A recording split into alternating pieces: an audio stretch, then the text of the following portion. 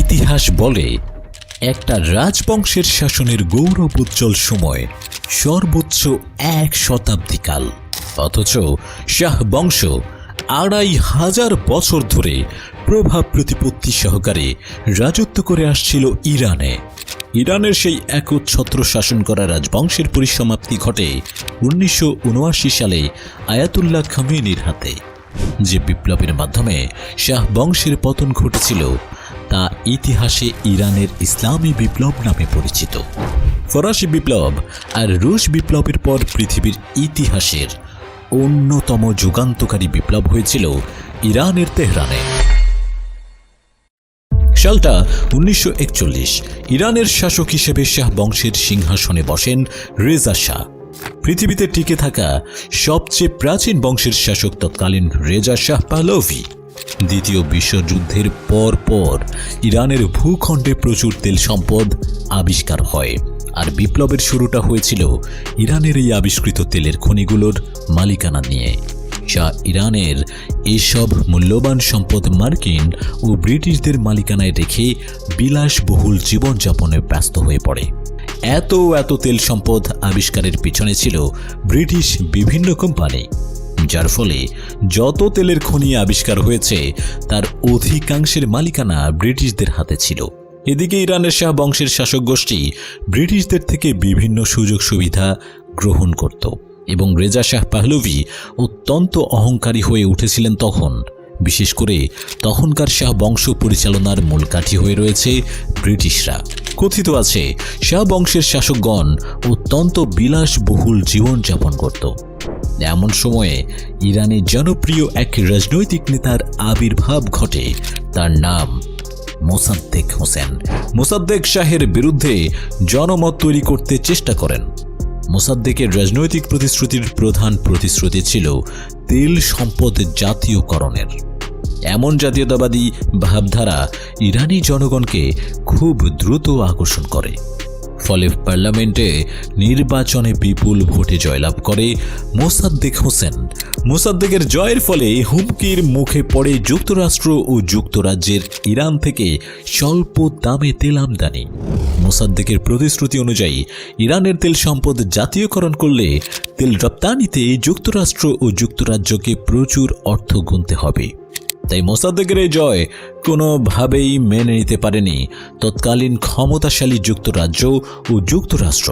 তাদের উদ্যোগে মার্কিন গোয়েন্দা সংস্থা CIA ও ব্রিটিশ গোয়েন্দা সংস্থা SIS অপারেশন এজাক্স নামে একটি সেনা বিপ্লবের নীল নকশা তৈরি করে, যার ফলশ্রুতিতে কয়েক দিনের মধ্যেই ইরানে এক সেনা অভ্যুত্থান ঘটে। সেনাপতি ফজলুল্লাহ জাহিদি মোসাদ্দেককে পদত্যাগ করিয়ে ক্ষমতা গ্রহণ করেন এবং মোসাদ্দেককে আটক করা হয়। ইরানের জাতীয়তাবাদী আন্দোলন এক রকম স্থগিত হয়ে যাচ্ছিল। ঠিক সেই মুহূর্তে সেনা অভ্যুত্থানের পরদিনই সেনাবাহিনীতে আরেকটি কাউন্টার অভ্যুত্থান করে মোসাদ্দেককে উদ্ধার করা হয়। রেজা শাহ পাহলভি তখন ইতালিতে পালিয়ে যায়। তখনও CIA ও ISS এর পরিকল্পনা অনুযায়ী আবার উত্থানের চেষ্টা করে মার্কিন যুক্তরাষ্ট্র ও যুক্তরাজ্য। দুদিন পর আবারও সেনাবাহিনীতে বিপরীত অভ্যুত্থান ঘটাতে সক্ষম হয় CIA ও ISS। যুক্তরাষ্ট্র ও যুক্তরাজ্যের সহায়তায় শাহ পাহলভি আবার ফিরে আসেন ইরানে এবং শাহ পাহলভি আবারও ক্ষমতায় বসে। ক্ষমতা নড়বড়ে হয়ে যাওয়ায় শাহ এবার ইরানের উন্নয়নে ব্যাপক অবদান রেখে ইরানের শাহ বংশের প্রভাব প্রতিপত্তি আবারও বাড়াতে চেষ্টা করেন। কিন্তু শাহ পুরোপুরি ভাবেই হয়ে উঠেছিলেন পশ্চিমা সংস্কৃতির ভাবধারার। তারা সবসময় পশ্চিমা ভাবধারার পোশাক পরে চলাফেরা করতেন। পারিবারিক, সামাজিক, রাষ্ট্রীয় সকল ধরনের অনুষ্ঠানে পশ্চিমা নিয়মনীতি ব্যবহার করে যা মুসলিম ভাবধারার ইরানে হয়ে উঠেছিল বিভীষিকাময়। 1979 সালে ইরানের মুসলিম বিপ্লবের অন্যতম কারণ ইরানে পশ্চিমা সংস্কৃতির প্রভাব। ধীরে ধীরে এই আন্দোলন হয়ে ওঠে পশ্চিমা সংস্কৃতির বিরুদ্ধে মুসলিম ধর্মীয় সংস্কৃতির রক্ষার আন্দোলন। এমন সময় ইরান থেকে নির্বাসিত ধর্মীয় নেতা আয়াতুল্লাহ খামেনির পুনরায় আবির্ভাব ঘটে। আয়াতুল্লাহ খামেনি ইরানের এক স্বনামধন্য মসজিদের ইমাম ছিলেন। শাহ পাহলভি ও পশ্চিমা নীতির বিরুদ্ধে কথা বলায় 1963 সালে খামেনিকে শাহ পাহলভি গ্রেপ্তার করে নির্বাসনে প্রেরণ করে। দীর্ঘ 15 বছর নির্বাসনে থাকার পর খামেনি আবার ইরানে ফিরে আসেন এবং আয়াতুল্লাহ খামেনি শাহ পাহলভির বিরুদ্ধে 1978 সালের 8 সেপ্টেম্বর ইরানের তেহরানে সমাবেশের ডাক দেন। রেজা শাহ পাহলভি ভাবতেই পারেনি বিপ্লব এমন আকার ধারণ করতে পারে। আয়াতুল্লাহ খামেনি নির্বাসন থেকে ফিরে আসেন 8 সেপ্টেম্বর। দিনটি ছিল শুক্রবার।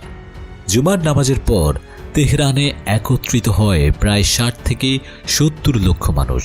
খামেনি শিয়া মতাবলম্বী হলেও এই সমাবেশে শিয়া সুন্নি সকলে শাহের বিরুদ্ধে অবস্থান নিতে আয়াতুল্লাহ খামেনির নেতৃত্বে জড়ো হয় ইরানের তেহরানে। পাহলভি দিশেহারা হয়ে পড়ে। বিশাল জনসমাবেশকে প্রতিহত করতে শাহ পাহলভির বাহিনী নির্বিচারে গুলি শুরু করে বিপ্লবী কর্মীদের উপর। অসংখ্য মানুষ হত্যা করে। এই হত্যাকাণ্ডের জন্য ইরানের ইতিহাসে এই দিনটি কুখ্যাত ব্ল্যাক ফ্রাইডে নামে আজও স্মরণ করা হয়। সেদিনের মতো শাহ বিপ্লবীদের দমন করতে সক্ষম হন। প্রাথমিকভাবে বিপ্লব নীরব হয়ে যায়। সম্পূর্ণ ইরানে থমথমে পরিবেশ বিরাজ করতে শুরু করে। আয়াতুল্লাহ খামেনি ভিতরে ভিতরে চূড়ান্ত বিপ্লবের প্রস্তুতি নিতে থাকেন। দীর্ঘকালের চলমান রাজতন্ত্রের অবসান করার পক্ষে, ইরানে পশ্চিমা সংস্কৃতির বিপক্ষে, ইরানে যুক্তরাষ্ট্র ও যুক্তরাজ্যের প্রভাব মুক্ত করে ইরানকে স্বাধীন মুসলিম রাষ্ট্র তৈরির পক্ষে জনমত সৃষ্টি করে। এদিকে শাহ পাহলভি মোটামুটি নিশ্চিত ছিলেন বিপ্লব আর সম্ভব নয়। 16 জানুয়ারি 1979 আয়াতুল্লাহ খামেনি আবার শাহের বিরুদ্ধে এক গণ অভ্যুত্থানের ডাক দেন। ইতিহাসে এমন গণ অভ্যুত্থানের খুব একটা নজির নেই। লক্ষ লক্ষ জনতা ইরানের রাস্তায় চলে আসে। শাহ পাহলভি তার সেনাবাহিনী দিয়ে এদের দমন করতে চেষ্টা করেন, কিন্তু সেনাবাহিনীর পক্ষে এত সাধারণ মানুষকে নিয়ন্ত্রণে আনা সম্ভব ছিল না। 16 জানুয়ারির মাত্র একদিনের গণ অভ্যুত্থানে শাহ দেশ ছেড়ে পালাতে বাধ্য হয়। শাহ পাহলভি আশ্রয়ের জন্য এদেশ ওদেশ করতে থাকে। পরবর্তীতে শাহ মিশরে আশ্রয় নেন। মিশরে আশ্রিত অবস্থার মাত্র 60 বছর বয়সে রেজা শাহ পাহলভির মৃত্যু ঘটে। যুক্তরাষ্ট্র ও যুক্তরাজ্যের শাসনের পূজারী, বিলাসবহুল জীবনযাপনে অভ্যস্ত, দাম্ভিক, অহংকারী শাহ পাহলভির পতনের সাথে ইরানে 2500 বছরের শাহ রাজবংশের পারিবারিক রাজতন্ত্রের অবসান ঘটে। আয়াতুল্লাহ খামেনি ইরানের প্রাকৃতিক সম্পদ মার্কিন ও ব্রিটিশদের থেকে মুক্ত করে জাতীয়করণ করেন। এতে ইরান অর্থনৈতিকভাবে আরও দ্রুত সচ্ছল হয়ে ওঠে। তার নেতৃত্বে ইরান আধুনিক বিশ্বের শক্তিশালী মুসলিম দেশ হিসেবে প্রতিষ্ঠিত হয়। আয়াতুল্লাহ খামেনি মৃত্যুর পূর্ব পর্যন্ত ইরানের সর্বোচ্চ ধর্মীয় নেতা হিসেবে দায়িত্ব পালন করেন। প্রিয় দর্শক, আপনার ব্র্যান্ডকে আরও এক ধাপ এগিয়ে নিতে সাথে আছে ক্রিয়েটিভ হাউস। আমরা দিচ্ছি গ্রাফিক্স ডিজাইন ও ভিডিও এডিটিং এর সকল ধরনের সার্ভিস। বিস্তারিত জানতে মেসেজ করুন। এছাড়াও বিভিন্ন ধরনের ডিজাইন দেখতে ভিজিট করুন ক্রিয়েটিভ হাউস ফেসবুক পেজ।